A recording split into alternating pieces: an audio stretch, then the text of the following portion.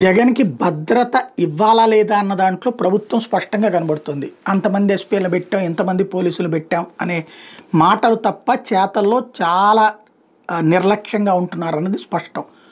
దాని వెనకాల ఏదో వ్యూహం కూడా ఉండుండొచ్చు.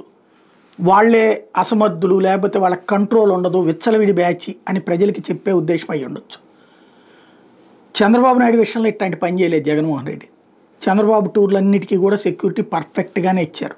ఇంకా చంద్రబాబే పోలీసుల్ని మీరు అడ్డుకోవద్దు అంటూ గదమాయించేవాళ్ళు.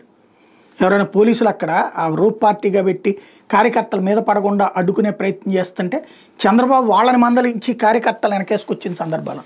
ఇక్కడ జగన్ దానికి అట్లా కాదు. అసలు హెలికాప్టర్ దగ్గరైనా లేకపోతే కనుక బండి వెళ్తున్నప్పుడు మీద పడేటటువంటి పరిస్థితి, కంట్రోల్ లేని పరిస్థితి.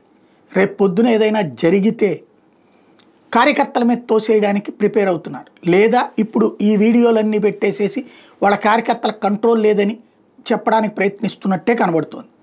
ఇక ప్రభుత్వము పోలీసు యంత్రాంగం చేష్టలుడిగి చూడటం కాదు, వ్యూహాత్మకంగా వ్యవహరిస్తే ఇక జగన్ తన సెక్యూరిటీని తను చూసుకోవాలి.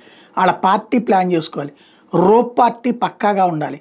అదే సందర్భంలో హెలికాప్టర్ల దగ్గరైనా సిస్టమేటిక్గా ఉండాలి. నాయకులు బాధ్యతగా ఉండాలి.